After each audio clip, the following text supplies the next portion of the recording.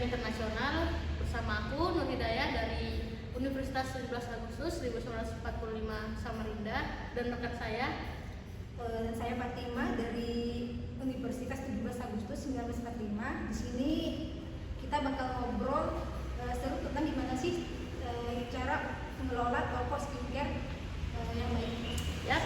Kita bahas hal penting santai aja, kayak gimana cara mereka merekrut orang sampai cara mereka mengembangkan toko mereka. Bener, dan semua obrolan kita ini diangkat dari materi manajemen sumber daya manusia internasional yang pastinya relevan banget buat kalian yang mau bawa bisnis skincare atau usaha yang lainnya ke level internasional. Jadi jangan kemana-mana karena di sini kita akan punya tamu, dua owner skincare yang cukup terkenal dan hits di kalangan anak muda. Jadi tetap pantengin. Jadi langsung saja, di sini sudah ada dua owner skincare yang cukup terkenal.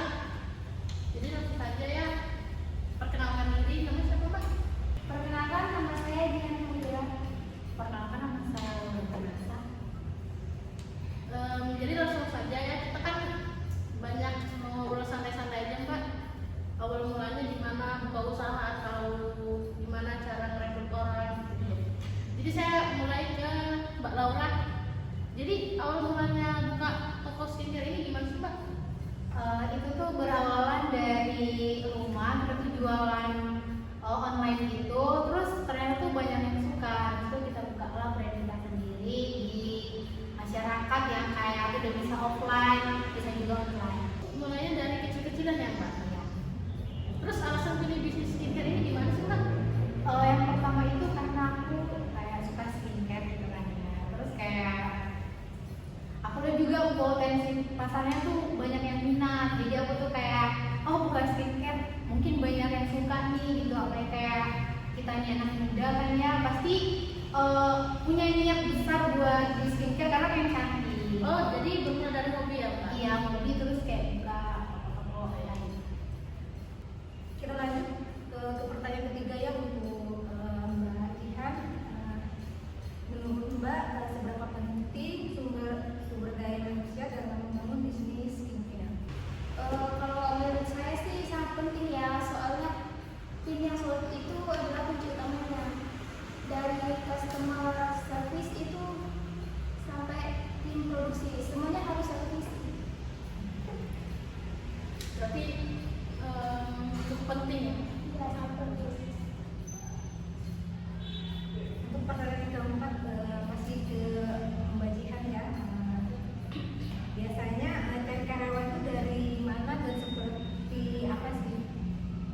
Biasanya tuh cari karyawan tuh dari mulai orang sekitar kayak teman, keluarga, atau sahabat ya. Atau enggak cari yang punya semangat belajar atau mempunyai skill yang bagus. Berarti harus memang punya skill dan kemampuan dan niat juga pastinya. Ya.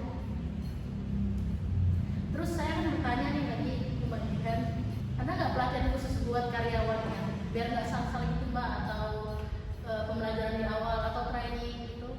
Pasti ada dong, soalnya saya rutin kasih pelatihan, terutama soal produk, pelayanan, gimana sih cara melayani customer dengan baik, terus bagaimana cara komunikasi yang baik ke pelanggan supaya pelanggan itu puas.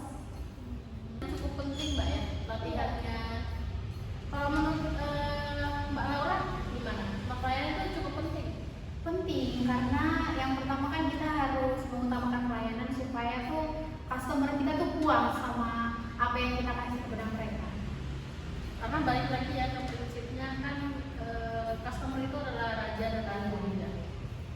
Terus selanjutnya saya bertanya kepada Mbak Laura lagi ya, pernah nggak sih kakak ngalamin sama karyawan itu bermasalah gitu, atau tentang karyawan yang suka terlambat atau dan lain-lain kan gitu ya, Mbak? Oh pasti dong, itu pasti namanya juga manusia kan pasti ada kesalahannya gitu, gak ada tuh manusia tuh yang sempurna, ada aja kesalahannya.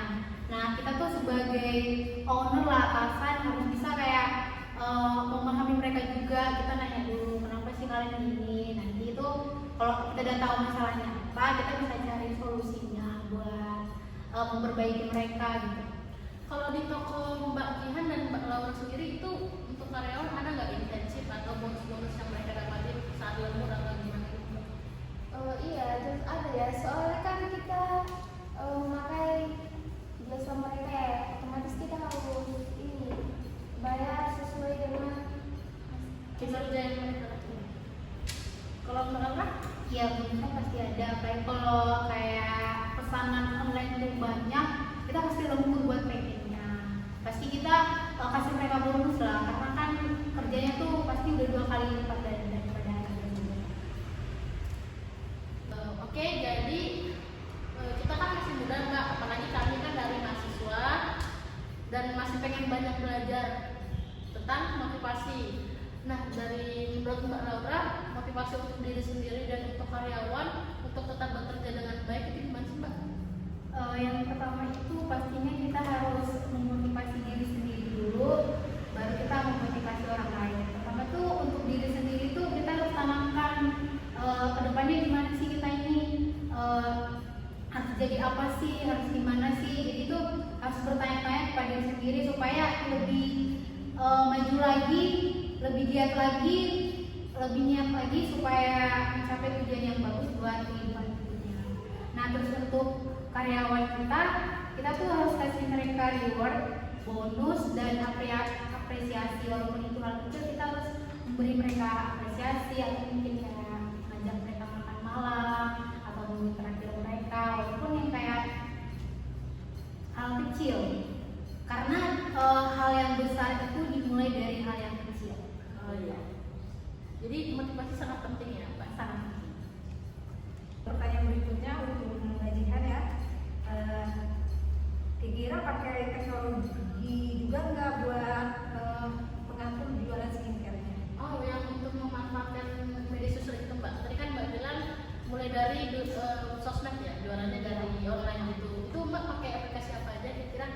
Kami pakai aplikasi, contohnya kayak aplikasi TikTok, terus pakai Shopee, terus juga kadang pakai Instagram buat jualan. Jadi memanfaatkan media sosial dengan baik ya. Iya. Jadi di dunia yang modern ini kan Mbak pasti banyak yang akan berubah gitu kan, kayak tren atau inflasi atau semacamnya. Itu dari toko Mbak atau Mbak sebagai owner itu cara mengatasinya gimana Mbak? Mungkin dengan cara kita diskusi bareng, apa sih yang perlu kita ubah dari cara kita jualan atau skincare kita supaya penjualan kita meningkat, terus membuat customer jadi makin tertarik. Mungkin itu ya sih Mbak. Jadi tetap bekerja dengan baik ya supaya customer juga tetap loyal. Oke, lanjut ya Mbak, ke Mbak Laura nih, saya mau bertanya. Pasti kan karena kita buka toko yang gede dan lumayan terkenal juga, pasti ada selalu izin dan legalitas produk nih dari pemerintah atau dari warga sekitar, itu pasti ada persetujuan. Itu gimana sih Mbak caranya? Itu wajib ya, karena kan kita berjualan, pastinya tuh barang yang kita jual itu harus udah sesuai lah sama BPOM, yang kayak bahan-bahannya tuh harus bagus, alami, yang baik tuh buat kita sendiri seperti itu. Karena kan kita memperjualbelikannya kepada orang lain dan orang tuh pakai itu gitu. Jadi harus dipastikan tuh itu memang bagus dipakai. Jadi biar customer juga nggak takut Mbak ya Kak? Iya, kayak ya seperti yang sekarang kan banyak tuh yang kayak skincare yang kayak overclaim lah yang seperti itu kan. Jadi kita tuh menghindari itu supaya customer tuh percaya sama kita dan selalu membeli brand yang kita jual. Berarti itu juga salah satu hal yang penting Mbak ya? Iya. Apa harapan Mbak-mbak buat anak muda yang ingin kerja di dunia skincare? Kalau dari saya, harapan saya itu jangan takut untuk memulai sesuatu dari bawah, karena segala sesuatu tuh berasal dari bawah terus ke atas. Kalau dari saya sendiri tuh pastinya tuh harus belajar lah, belajar dengan niat, memulainya dengan niat, biar nanti tuh akhirnya tuh juga bagus gitu. Seperti yang dikatakan belajar jangan takut untuk memulai, karena segala yang dimulai dengan niat pasti akan diakhiri dengan yang baik. Benar-benar. Jadi niat itu salah satu hal yang juga cukup sangat penting ya. Karena Iya. kalau tidak ada niat, pasti kita tidak bisa bergerak atau maju ke depan gitu Mbak ya. Terakhir nih, ada tips nggak buat yang baru mau mulai bisnis skincare? Yang pertama itu dimulai dari diri sendiri dulu, kayak benar-benar niat lah untuk buka usaha ini, jangan karena ikut-ikutan.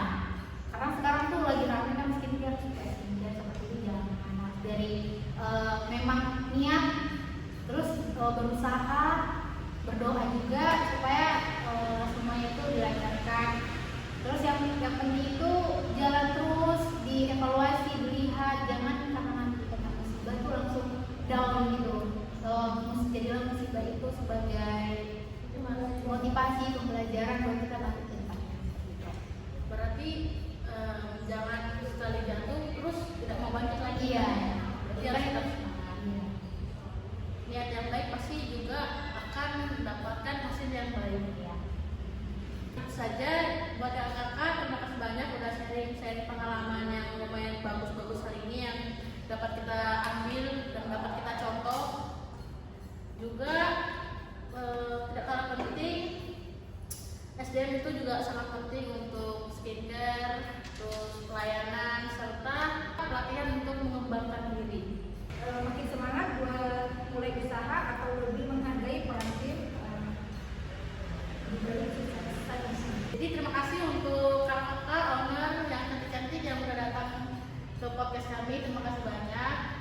Dan buat kalian yang berjuang untuk bisnis, yang baru mulai, ingat jalani dulu, jangan takut gagal. Semua pasti ada yang gagal di awal, tapi akhirnya pasti akan berhasil. Karena dari gagal kita bisa belajar dan termotivasi menjadi lebih baik. Sukses itu gak cuma soal produk yang bagus, tapi juga soal tim yang solid. Jadi sukses itu pasti harus bekerja sama dengan orang lain supaya kita terus berkembang dan banyak pembelajaran baru yang dapat kita ambil. Jadi sampai jumpa di episode selanjutnya. Bye bye semua. Makasih ya Mbak. Nah.